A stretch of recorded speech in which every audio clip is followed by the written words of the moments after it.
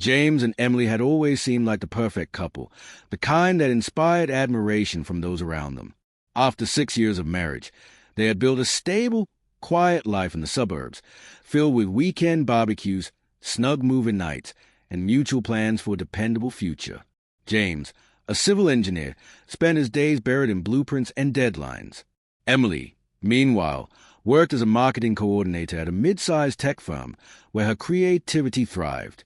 Their life revolved around a well-worn routine. The trust between them was firm, until small cracks began to appear. It started subtly.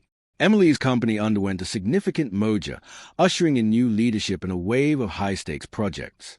She was reassigned to a team led by Daniel Hartman, a confident, magnetic manager recently transferred from an international branch.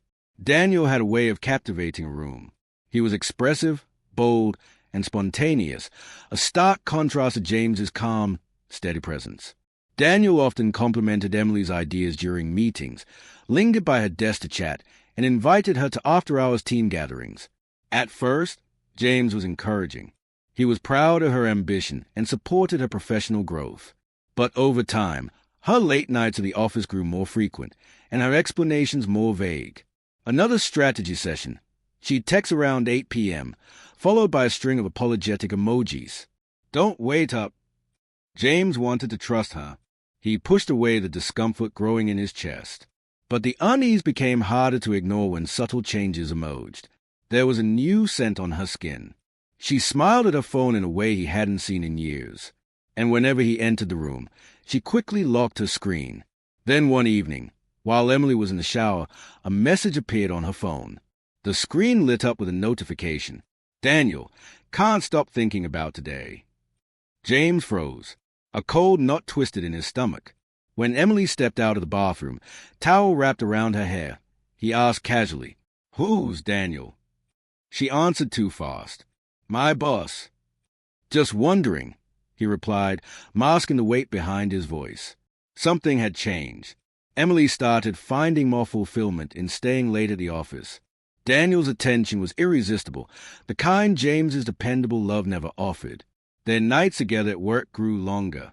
The office would empty out, leaving only the hum of lights and the silent tension between them. One evening, as Daniel leaned over her desk to adjust a presentation slide, his fingers brushed against Hayes. "You're brilliant," he murmured. Her heart skipped. She laughed, brushing it off, but a boundary had been crossed. When Daniel invited her to a client dinner, Emily told James it was work-related and non-negotiable. In a dimly lit restaurant, over glasses of red wine and a conversation that drifted far from business, Daniel opened up about his failed marriage, his loneliness, and how much he admired her. "I wish I'd met someone like you sooner," he whispered, his foot brushing hairs beneath the table. She didn't pull away. Back home, James could feel her slipping. He tried to bring her back. He surprised her with tickets to a concert, cooked her favorite meals, held her hand more often. But her affection had turned mechanical. Her kisses were empty. One Saturday, she said she was out running errands. As fate would have it, James happened to drive past her office, but her car wasn't there. Concerned, he called, "Where are you?" "At the mall," she answered. But the background noise gave her away, the sound of soft water trickling. A familiar fountain, the same one outside the Riverside Suites, where he had just driven by. A chill ran through him. He followed his gut and parked near the hotel. Her car was there. He waited. His stomach turned with dread. An hour later, Emily emerged. Her hair was tousled. Daniel was by her side, his hand resting on her lower back, too familiar, too comfortable. That night, James sat at the kitchen table. A printed photo of what he'd witnessed lay on the surface in front of him. When Emily walked in, he didn't yell. "Explain," he said, his voice low, laced with quiet devastation. Tears welled up in her eyes. She confessed to everything. The late nights, the moment she let slip past the line, the guilt that ate away at her. "I still love you," she cried. It didn't mean anything. But some wounds go too deep for love to repair. The next day, James packed a bag and moved into a modest apartment. The silence there was heavy, heavier than shouting ever could be. Emily tried to reach him. She knocked on his door with apologies, with teary promises that things would be different. But the pain she left behind was still raw. Daniel, in the meantime, was relocated to another branch. His charm quickly turned toward someone new.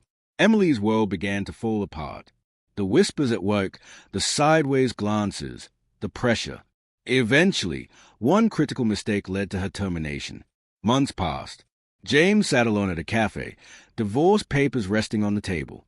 His sister had mentioned Emily had moved to a new city. A clean slate. He wondered if she ever thought about the life they had, and the one they lost. Outside, rain streaked down the glass, blurring the world into shades of gray. The love they once thought unshakable had quietly fallen apart.